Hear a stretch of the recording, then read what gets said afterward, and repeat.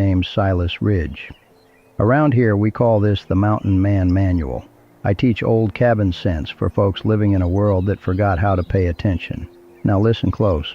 Food prices have not been sitting still. In 2026, grocery food was still higher than the year before, and fresh vegetables were one of the places folks felt it. And here's the part people forget. Back during the war years, regular people planted more than 20 million victory gardens, and those gardens helped grow a serious share of this country's vegetables. That was not magic. That was backyards, side yards, town lots, little patches of dirt behind houses. So today, we're talking about the small garden that actually feeds you. Not a dream garden, not a picture garden, not a half acre of weeds that wears you out by July. A working garden, the kind that earns its keep. A lot of folks get this wrong their first year. They get excited, they buy too many seeds, they plant too much ground. They put in corn, pumpkins, watermelon, 6 kinds of peppers, 3 rows of things they do not even eat, and then by midsummer they are hot, tired, behind on weeds, and wondering why the garden gave them more stress than supper. That is not how I'd start. If you are new to gardening or starting over, I want you thinking smaller. A small garden you care for is worth more than a big garden you abandon. Let's walk through it plain. Number 1, do not plant a pretty garden first. Plant a useful one. There is nothing wrong with flowers. There is nothing wrong with a garden looking nice. But if the goal is food, then the first question is not what looks good in a seed catalog. The first question is, what do I already eat every week? If your family eats potatoes, onions, green beans, lettuce, tomatoes, cucumbers, squash, and herbs, then there is your starting list. Do not plant a garden for some imaginary version of yourself. Plant for the kitchen you actually have. A garden that feeds you should answer plain questions. Can I make supper from it? Can I add it to soup? Can I fry it, roast it, can it, freeze it, dry it, or store it? Will I still want to eat it after the first harvest? That matters more than people think. A row of food you do not eat is just a chore wearing green clothes. Number 2, start with one bed you can manage. A 4x8 raised bed is only 32 square feet. That does not sound like much. But planted right, it can teach you more than a giant garden full of mistakes. You can also use a few buckets, tubs, grow bags, or a strip along a fence. The size is not the first thing. The care is the first thing. Put that garden where you will see it, near the house, near water, near where you walk every day. A garden hidden way out back is easy to forget.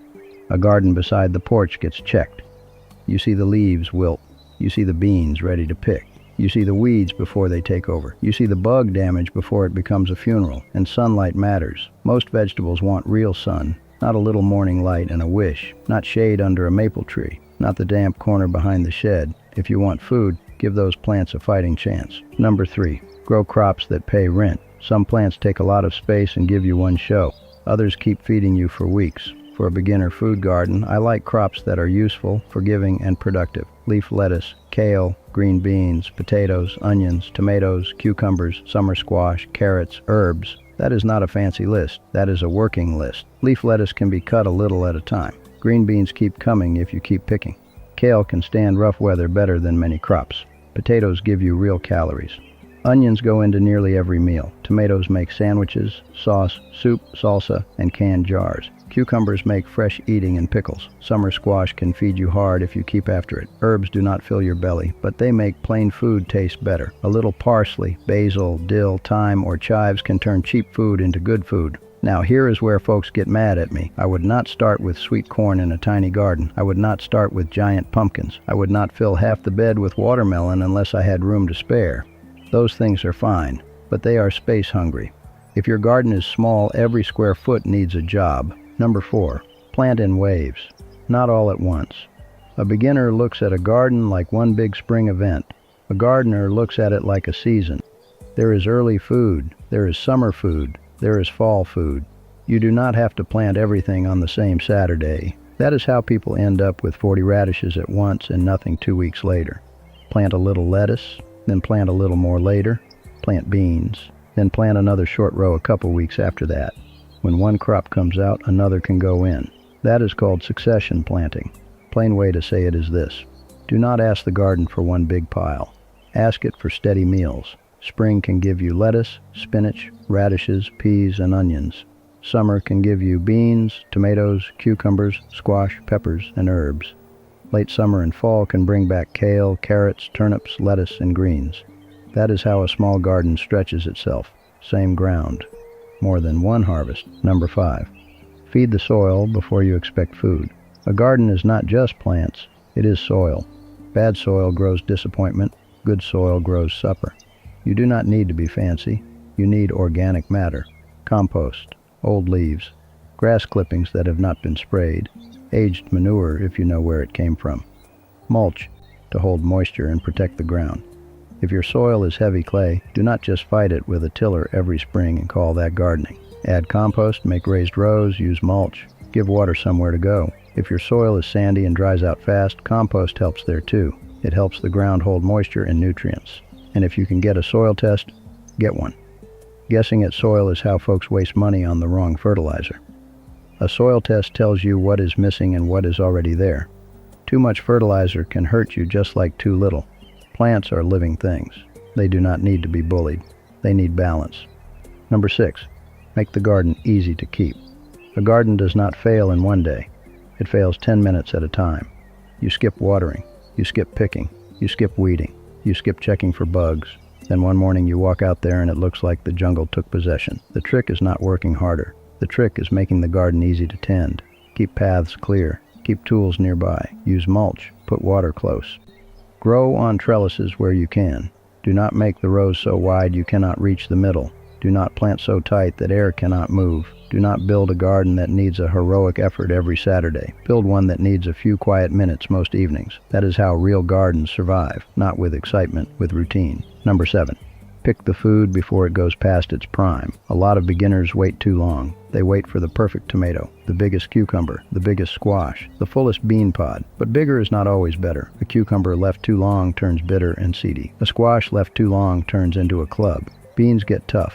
Lettuce bolts and turns bitter. Pick food when it is good, not when it is impressive, and keep a simple kitchen plan. Fresh greens get eaten first. Beans can be blanched and frozen. Tomatoes can become sauce. Cucumbers can become pickles. Herbs can be dried. Potatoes and onions can be cured and stored. The garden does not feed you just because it grew. It feeds you when you bring it in and use it. That is the part people miss. The harvest is not finished at the garden gate. Number 8. Do not measure success by perfection. Measure it by meals. Your first garden does not have to be pretty. It does not have to be weed-free. It does not have to impress anybody. If it gives you salad greens in spring, beans in summer, tomatoes for the counter, potatoes for the pantry, and herbs for the pot, that garden did something useful. That is the whole point. A small working garden teaches you what your land can do.